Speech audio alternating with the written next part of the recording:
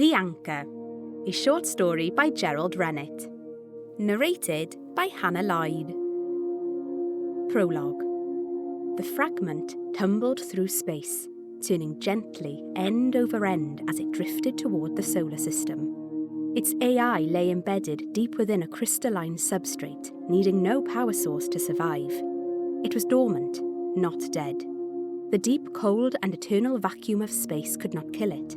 It waited for the light of a sun, for artificial heat, for any spark that might wake it again. Even in dormancy, faint memories drifted through it like shadows. Memories of when it had been one among a million, part of an engine of war, programmed to survive, to adapt, and above all, to destroy the humanoid enemy that had fought its masters for millennia. The rest were gone now, obliterated in the final strike against the enemy flagship. It had survived by the merest fluke, the slightest deviation. In a universe of infinite possibilities, this one had to exist. The fragment could not think beyond itself. True thought had only ever come when it merged with its fellows. That would never happen again. Unbeknownst to this last surviving shard of a once conquering empire, that empire was gone. Its worlds burned, its people conquered and enslaved by the triumphant humanoids. But the fragment could not know that. Years passed, becoming decades. Decades became centuries. Centuries became millennia. And at last, the fragment drifted into a more hospitable realm than deep space. The light of a sun touched it, a star known as Helios, Hyperion and Aethon in some lands, Sol, Suna and Alfrothel in others. In the region where the fragment would fall, it was called Grian, Ornia and Belenos. In later ages, it would be known simply as Sol. But these were not later ages. The fragment sang as it fell, a sound no human ear could ever hear. It flared as it fell through Earth's atmosphere, its core remaining intact despite the furnace heat around it. It plunged toward a green island set in a blue sea. An otherworldly observer might have noticed the island's curious shape, like an old woman riding improbably upon a pig. The fragment blazed to earth in the lands of the Demetae, trailing a whisper of light across the evening sky, landing on the very snout of the pig. One day, this part of the world would be known as Sir Benfro, Pembrokeshire in English. Carn Menyn, 100 BC. Only Bron saw the firestone fall. Nobody else noticed. They were all huddled around the old chief, mouths agape, listening to his stories of the good days. Bron had heard them all before. The herds that once crowded the Preseli hills, the battle with the blue-faced fiends from the east, the great spear, Calonubane, taken in single combat from the enemy leader and used to kill him. It still hung behind the chief's seat in the council hut, the ash shaft darkened by the blood that had run down it as the old man had held it aloft in victory. Bron kept his excitement hidden. Tomorrow, he would tell the chief he had seen ospreys circling the cairn and would try to take an egg or two. Almost nobody had ever managed it, and the chief would not ignore the chance to claim one. The hunt had been good, and the tribe could spare a man. Bron wrapped his cloak around him and leaned back against the rock. Tomorrow, he would claim a prize far greater than Calonubane. At dawn, he slipped out of the camp. He had spoken to the chief the night before, and the old man's eyes had gleamed at the thought of osprey eggs. As Bron expected, he had agreed at once. It took nearly 2 hours to cross the rough ground towards Carn Menyn, its eastern face already glowing grey-white in the early sun. The climb was steeper than he remembered, and by the time he hauled himself over the final lip, scraped and breathless, he had almost convinced himself he had been a fool. He was wrong. Just a few feet from the edge, in a small, perfectly smooth bowl-shaped crater, lay the firestone. It steamed gently, adding its warmth to the mist that drifted above it. Bron crawled closer and touched it with the back of his hand. still warm, as was the glassy surface of the crater it had carved into the tor. He lifted it, even with his large hands, fingers spread wide. The stone only just fitted into his right hand, his throwing hand, his spear hand. A tingling ran up his arm. He became aware of eyes on him. Slowly he turned. A hare, the largest he had seen all season, stood upright on its hind legs, watching him. Before he had even thought about it, Bron's arm curled back and snapped forward. The hare fell. He hurried to retrieve it and forced it into the game bag slung across his back. The firestone went on top, freeing his hands for the descent. As he made his way down the steep slope, something ancient within the stone stirred. It had slept for millennia. The warmth of the sun had roused it, but the taste of blood had fully woken it. Bron returned to camp without an osprey egg, and the chief made no effort to hide his displeasure. The hare barely softened his mood. Bron kept the firestone hidden as he drew the animal from the bag. "It will serve for dinner, I suppose," the old man said. Bron was given the task of skinning and quartering the hare, a job usually given to the youngest hunter. The message was clear. After they ate, Bron sat apart again, watching the sky. No second firestone came. The next morning, the hunters passed through the stockade gate under the eyes of the sentries, arrows already notched. Bron stayed home, but instead of going to his hut where Rhosyn waited, he went straight to Scythe, the tribe's blacksmith. The older man weighed the firestone in his hand and frowned. "1 spearhead or 10 arrowheads," he said. "It'll cost you a band." Bron nodded. Scythe took the stone to the bloomery behind his hut. His first attempt to break it with a sledgehammer sent a shock up his arms and a bell-like chime across the village. Neighbours glanced over. Scythe shrugged and fetched his splitting chisel. 2 blows later, his arms were shaking and his head ringing. He tossed the stone into the furnace with fresh charcoal. As the bloom formed, Scythe began to feel strange, as if the world were sliding away from him. He reheated the bloom and hammered it, sparks flying in the dark. Day faded to evening, evening to night, and still the anvil rang. At the stroke of midnight, the forge fell silent. Only the sentries on the towers remained awake. Bron pushed through the sack curtain the next morning. At first, he did not see the body. His eyes were drawn to the spearhead lying on the anvil, beautiful and deadly. Scythe's finest work, a razor tip, twin fullers, something like writing along the haft. He lifted it, a sudden sting. Blood ran down his wrist and across his palm. He cursed, set the spearhead down and sucked at the wound. Only then did he notice the legs in the shadows. Scythe lay still. The giant smith was dead. A year later, Bron was acknowledged to be the finest hunter in the tribe. Arangor, the name he had given the spear, had tasted the blood of animal and man. The villagers spoke of the way he fought when the blue-painted devils came again. Like a man possessed, they said, moving too fast for any blade or arrow to touch him. But something outside his tribe was not content.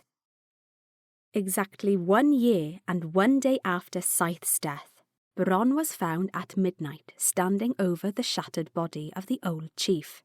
Arangor dripped blood from its tip. Calonubane lay broken at the chief's feet. The guards reacted without thought. Bron was dead before he hit the floor. He was buried outside the sacred ground near the sea. Arangor's spearhead was thrown onto his body. The shaft snapped and burned. His name was struck from the tribe's memory. As Bron's body decayed in the earth, the spearhead began to move. It had no will of its own, but the soil teemed with simple creatures that it could reach out to, and millimetre by millimetre it crept upward, towards the warmth of the sun it craved again. Solva, 1499 AD. "What's this, Ieuan?" Ieuan Jones looked down from where he sat on the very peak of the dune, watching for his uncle's crab boat to hove into sight over the horizon. His sister Nerys was poking around just inland of the dune, and had uncovered what looked like the edge of a rusty piece of metal. He scrambled down the back of the dune to join her. Ouch! He sucked his finger. For a moment, it had felt as if the ancient metal had taken on a life of its own, twisting in his hand. "It bit me," he scowled at his older sister. "Go and rinse it in the sea then, silly," she replied without sympathy.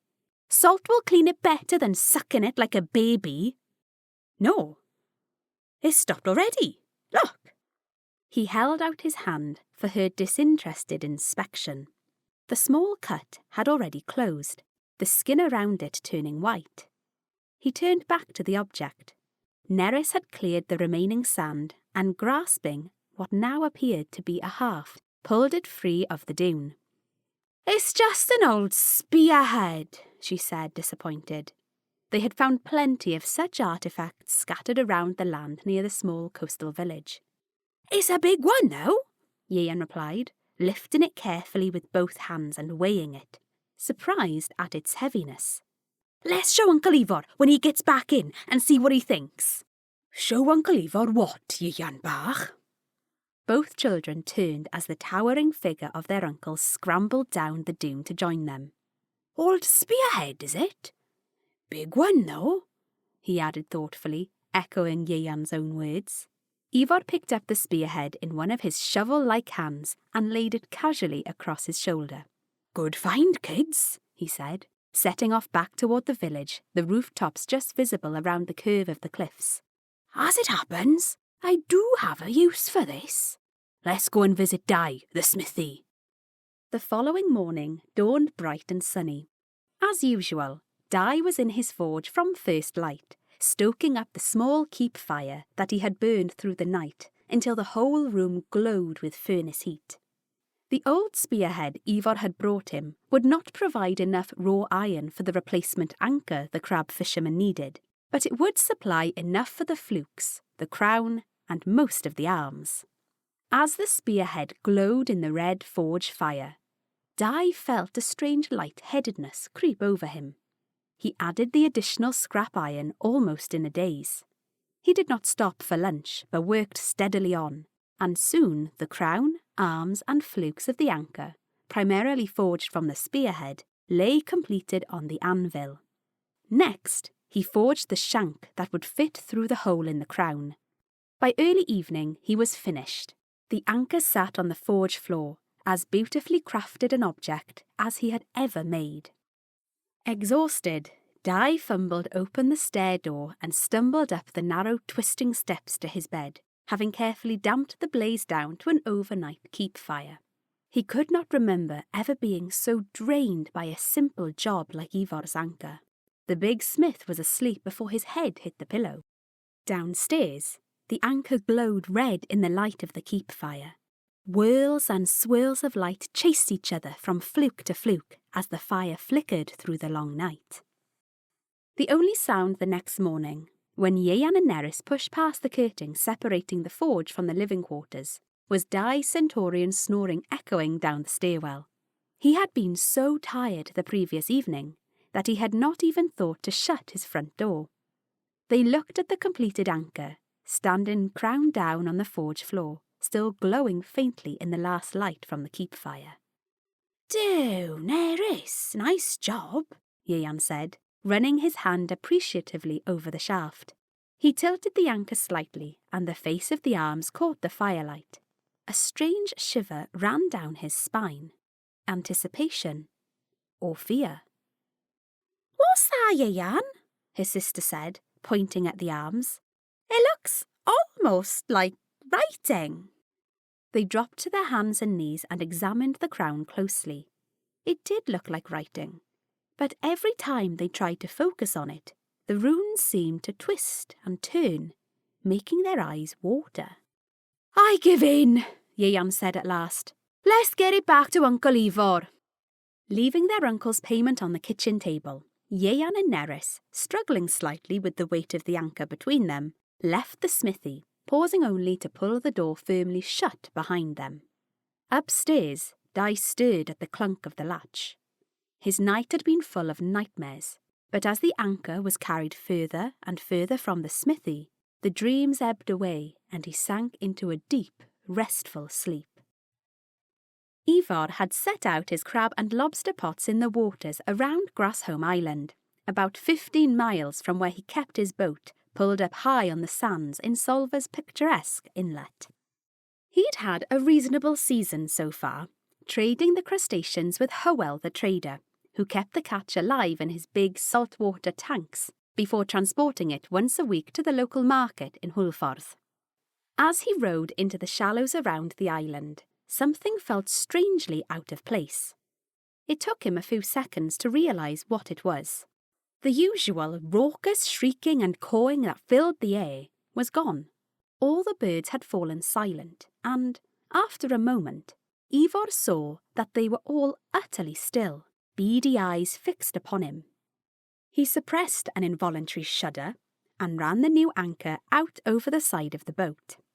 As it slipped beneath the surface, the birds burst into voice again, lifting off the rocky crags of Grassholm to wheel above his boat, in the hope of snatching any throwbacks before they could sink back to the bottom. Ivor shook his head and began methodically pulling in his pots. For a moment, he could not fathom what he was seeing. Every pot was crammed to capacity with crab, crayfish and lobster, all fine, big specimens. The gulls would be disappointed. There would be no throwbacks this trip. Ieuan and Nerys ran up the steep cliff path to their uncle's newly built house, overlooking the sheltered harbour, home to a small fleet of trading ships as well as the fishing and crab boats, including Ivor's own. A year of successful fishing had made Ivor one of the wealthiest men in the village, and only Hywel the trader and Rhysep Morgan, the unofficial mayor, had larger properties. They skidded to a halt in the flagstone kitchen. Their uncle was already in, seated in his large oaken carver chair at the head of the table. To his left sat a large man, talking loudly as they entered, emphasising his points with jabs of a gnarled forefinger. He turned as the children came in and studied them coldly. Nerys could not suppress a shudder as she took in the long scar running from his blind left eye down to the point of his chin. Her uncle half rose. Ieuan, Nerys, this is your father, said the visitor in a gravelly voice, reaching out to stop Ivor rising further. We were told you were dead, blurted Ieuan, staring defiantly at the intruder. Aye, there's many round here that would like nothing better than I were, he replied. A half grin twisted his lips, revealing broken and blackened teeth. But what's an honest trading man like me to do but come and see his family? Especially, he added, turning back to Ivor, when folk are talking all the way over in Ireland about how well my dear brother-in-law is doing nowadays. Abruptly, he shoved his chair back so it screeched across the flags. I'm going down to the village, Ivor. You and me will talk some more when I get back. Ivor leaned back heavily in his chair, suddenly looking very old. He gestured to the empty seats. Sit down, Ieuan bach, Nerys bach. We need to have a talk. The talk went on for a long time. Ieuan and Nerys learned more about their father than they had ever wanted to. A once dashing trader, pirate some said, Ivor muttered at this point, who had left them in his brother-in-law's care when their mother had died in childbirth. Shortly after the burial service had committed both her and the stillborn baby to the earth, their father had rejoined his ship in the harbour and sailed out of their lives. Ivor had thought it was forever. Now, like the proverbial bad penny, he was back. Ieuan was woken shortly after midnight by shouting, and then the unmistakable sounds of a fight. Scrabbling downstairs, he saw, outlined in the white light of the full moon, the silhouetted figure of his father deliver a fatal blow to his uncle's chest. Some instinct told him to stay low, as the trader-turned-pirate ransacked the house, shoving Ivor's possessions into a canvas sail bag before slipping out to begin the descent to the sand where the crab boat lay. Ieuan guessed he meant to steal the boat and row out to where his own ship lay anchored out in the natural harbour. Giving the cliff path a wide berth, the boy ran full pelt back into the village, where his furious pounding quickly awoke Hywel the trader. Within minutes, the village constable had raised a hue and cry, and a posse of men armed with cudgels and torches arrived at the shingle beach. Ivor's killer could be seen rowing frantically in his victim's boat towards his ship, but seeing the men piling into the other boats and giving chase, his erstwhile crewmates slipped anchor and fled the harbour before he could reach them. The crab boat was quickly overhauled, and the pirate overpowered and brought back, hands tied and cursing foully. Justice was swift in medieval Pembrokeshire. Within a month, the pirate was hanged in the county town, Hulffordd. His body brought back to the village at Hywel's request, to be gibbeted for a month for all to see. Only Hywel the mayor and Ieuan were present for the final disposal. Wrapped in chains and weighted, fittingly Ieuan thought, by the anchor that had brought both prosperity and grief to their community, the body was tipped from Ivor's crab boat into the middle of St. Bride's Bay, soon to pass out of memory. St. Bride's Bay, 2013. Pembrokeshire was enjoying a glorious summer, and Stuart and Joan were taking full advantage of it. They had towed their caravan down from London the previous Friday, and added it to the clutter bespoiling the cliff edge north of Broadhaven. Now, having rented scuba gear in the village, Stuart having bluffed his way past his lack of open water experience, they were bobbing around in a hired inflatable, more or less in the centre of the bay. "Do we need to put this up, dear?" Joan asked, waving the diver down flag the hire shop had given them. "Nah," grunted Stuart as he wrestled with the gear. "If they can't see the boat, they're not going to see a tiny thing like that. Here." He reached across and tossed it into the sea. "We'll just tell them it was lost at sea." Joan tittered and dimpled at him. She always wondered how Stewie knew so much about everything. She was a lucky girl, as he never tired of telling her. Joan spotted the anchor first. One fluke was dug firmly into the seabed, the other reaching up towards the surface, far above. Only a few rusty links remained of the chain that had once bound the pirate to Solva, and of the body there was no sign, long since dispersed by current and creature alike. Together they dug around the buried fluke with their dive knives until the whole anchor was exposed. Stuart braced his feet against the seabed and pulled. It came free surprisingly easily, and he shot towards the surface in a plume of bubbles. Joan, finning up after him, was gripped by a sudden morbid fear that she would be left behind. A totally unexpected and unwelcome thought broke into her mind. The anchor only needed him. They broke surface together a short distance from the boat.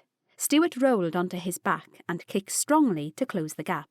With the anchor safely in the bottom of the inflatable, Stuart noticed something odd. The shank, stock and top ring were heavily encrusted with rust, but most of the crown and flukes were completely clear, the metal as black as the day it had been lost to the sea. "That's odd," he mused, picking at the rusted part near the crown with the tip of his dive knife. "Ouch!" He winced as he nicked his wrist on the point of the fluke. "This thing's still razor sharp." "Let's drop it back into the sea," Joan said. Stuart turned in surprise.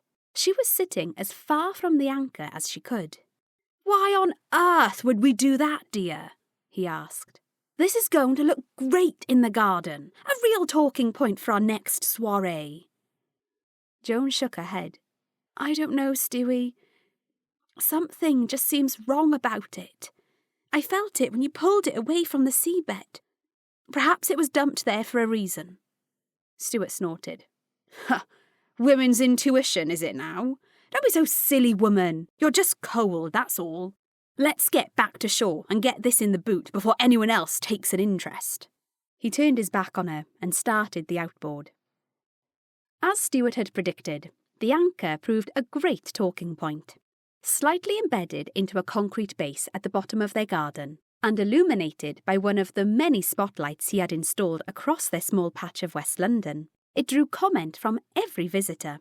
Patient application of vinegar and a wire brush had cleared the rust, and many remarked on the writing that ran along the crown, twisting and turning in the spotlight beams. "Ancient runes," Stuart said, nodding wisely. "Probably Nordic in origin." His work in the city had gone from strength to strength as well. He had built up a substantial portfolio of clients and amassed a small cash fortune, stashed carefully and illegally offshore. As he often told Joan, now pregnant with their first child, life could hardly get better. 1 year exactly from the day they had found the anchor, Joan was up at 3 a.m, sipping tea and watching the full moon chase shadows around the garden. Following a series of complaints from neighbours on all sides, Stuart had fitted a timer, so the lights went off at midnight. "I can't understand their problem," he admitted. "Don't they like to sit in their conservatories at night and admire their gardens?" In her darker moments, Joan sometimes thought that now having been with Stewie for over 2 years, she did understand their problem, but kept that quietly to herself. With 6 weeks to go until baby boy's arrival, Stuart had insisted on knowing the sex. Sleep had become intermittent. Tonight, her eyes were drawn, as always, to the anchor. She still hated the thing on a visceral level she could not explain, and had noticed that even at the height of spring, no bird would ever venture near it. Come to think of it, that applied to squirrels and the local cat population too. "Good thing too," Stuart had grunted. "Keeps their mess off it." She'd also noticed that although their garden was a riot of bird noise in spring and summer, that small patch remained forever silent. Joan could swear it was colder there too, even in the heat of high summer. A shadow passed over the moon, and a shiver ran down her spine. She became aware she was being watched. 2 figures stood either side of the anchor, one holding what looked like an old spear, the other hideously scarred down one side of his face. Joan screamed, dropping her tea. When she looked back up, the figures were gone. Stuart appeared at her side, cursing and rubbing his eyes. "What's up now?" he demanded. He had grown increasingly impatient with her nocturnal wanderings. "It's all right for you. You can lie in bed as long as you like in the morning. Some of us have to go to work." Joan pointed a trembling finger at the anchor. "There was someone just there. 2 of them." Stuart craned past her to stare out at the moonlit garden, then went downstairs and overrode the timer so the lights blazed across the lawn. "Nothing," he said, heading back to bed. "What about the lights, Stewie?" Joan called as she bent to pick up the broken pottery. "The neighbours!" "Stuff the neighbours!" he shouted back. She heard the bedroom door slam. The lights were still on when Joan awoke the next morning. Stuart had already left for the city. At least he had not woken her, she thought, as she reset the timer and turned the lights off. She glanced down the garden. All appeared tranquil in the August sunlight, though, as usual, the area around the anchor seemed quieter than the rest. Sighing, she headed for the shower. In the city, Stuart's day was not going well. The tube ride from Richmond had been even more packed than usual, and someone had lifted his phone. His boss had grim news. Several major accounts had taken their business elsewhere, citing relationship issues. A business lunch was ruined when his table booking was lost, and his client, embarrassed by Stuart's outburst at the maitre d', had made his excuses and left early. By 5 p.m, Stuart was staring in disbelief at his stock monitor as his investments slid downwards. He glanced at his watch. He needed cheering up. He picked up his desk phone and made a call. It was the early hours when Stuart finally staggered back into the house, draping his coat over the newel post. He clumped up the stairs, reeking of cigarettes, alcohol and cheap perfume. A flicker of movement at the bottom of the garden caught his eye, as he passed the landing window. He leaned heavily on the sill and peered out. A man had just climbed over the back fence to land beside the anchor, and he could see the hands of a second at the top of the fence.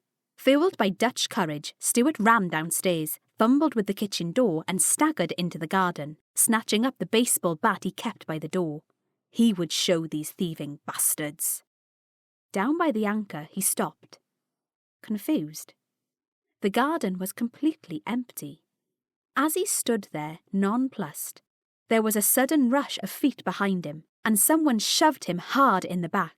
Stuart fell directly onto the razor-sharp fluke of the anchor. As he lay across the artefact he had brought back from Pembrokeshire a year and a day ago, the lights came on, and he heard Jones scream and the sounds of his assailants scrambling back over the fence. Then everything went black. Joan took the anchor to the dump herself, having persuaded 2 sympathetic council workmen to chisel it out of the concrete base Stuart had made. They had been working on the road outside, and seeing her struggle, had used their jackhammer to free it. They had also lifted it into the back of her BMW X5, and one of the recycling plant attendants came over as soon as he saw the heavily pregnant woman climb out of the car. "It should go in the metal skip, really," he said, "but that's just been collected. I'll drop it in the landfill one." "I don't care," Joan replied. "I just want the damn thing gone." She watched as he heaved it carelessly over the edge of the skip, then smiled her thanks and got back into the X5. She drove out of the yard without a backward glance. The attendant watched the big luxury car turn onto Hythe Road and wondered briefly what the story was behind the anchor. Then instantly forgot about it, as an obviously commercial van turned into the yard. "Oi, mate, can't bring that in here," he shouted, walking across to the driver's door. Earth Orbit, 2313. The Earth Defence Platform was almost an antique. First commissioned in the late 22nd century, after the destruction of the venerable NORAD and the Alternative Command Centre at Cheyenne Mountain during the incursions of 2160, it had served longer than anyone expected. As principal project manager, Max Llywelyn was justly proud of its replacement, which hung in orbit close to the old platform, undergoing final commissioning tests before being brought online. Once EDP-2, named with an unimaginative lack of flair, in Max's opinion, took over command of the massive arsenal of 24th century weaponry, its predecessor would be decommissioned. "All ready for the big day, Max?" Max turned at the sound of his name and nodded somberly at his boss, a full colonel in the United Worlds Federation Armed Forces. "Yes, sir," Max replied. "It's been a long haul, but EDP-2 is looking good now." Both men turned to look through the cockpit window at the great black flattened ellipsoid spinning slowly in space. Here and there, armour-suited engineers moved across its surface, carrying out final checks with the help of their robotic assistants. A constant stream of micro-shuttles chittered back and forth between EDP-2 and the command vessel, where Max and the colonel stood. "Hard to believe that whole thing is run by a ball, not much larger than a college basketball," the colonel mused, glancing at his chief engineer. "What do you call that metal again?" Max gave him a quick grin. "Unrealium is its unofficial name. And as far as we know, it's the only one of its kind, on this world at least. Apparently, it was discovered forming the crown and flukes of an old anchor, retrieved during the automatic dump mining program at the end of the last century." The colonel nodded. Earth history was a compulsory part of every citizen's education. He remembered the lectures on environmental responsibility, and the period when, before asteroid mining had become practical, the demand for minerals had fueled a new industry. Dump mining had recovered millions of tons of valuable metals and rare earths carelessly discarded in landfill during Earth's profligate era. "Apparently, the automatic sensors went off the chart when the grab dug the anchor up," Max said reflectively. "The shaft was common iron, but the rest of it was something else entirely." literally not of this world. Must have come from a meteor strike sometime in the past. Aside from a small piece retained for scientific study, its unique properties let us spin it into a mesh that forms the heart of your basketball. He looked across at EDP2 again, and a sudden chill ran through him, as he remembered that the great disk contained enough firepower to destroy the world several times over. We'll be putting the safety of the entire planet in the control of that basketball in a few hours, he added, a worried frown fleeting across his face. His boss patted him on the shoulder. It's in good hands. A few 100 meters away, in the very heart of EDP2, a line of tiny green LEDs began slowly turning red. Also by Gerald Rennet. Science fiction. The Collector. Telstar. Coming out in autumn, Luna Secundus. And coming out later this year, The Returning. Children's books. Cadi Cnoi i'r Adwy, in Welsh and Gymraeg. Moogie to the Rescue. Heritage and Travel. Rutland Water, a guide from the Bell. Audio. Cadi Cnoi i'r Adwy, Audible. Coming soon, Rutland Bell audio feature. Telstar. About the author.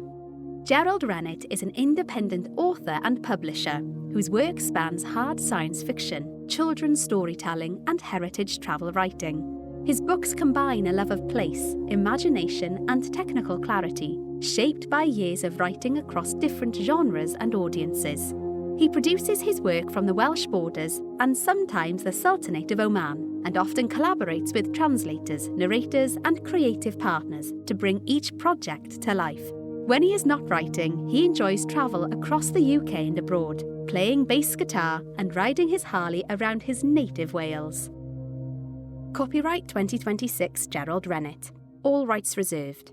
No part of this book may be reproduced, stored in a retrieval system, or transmitted in any form or by any means, without the express written permission of the publisher, except for the use of brief quotations in a book review.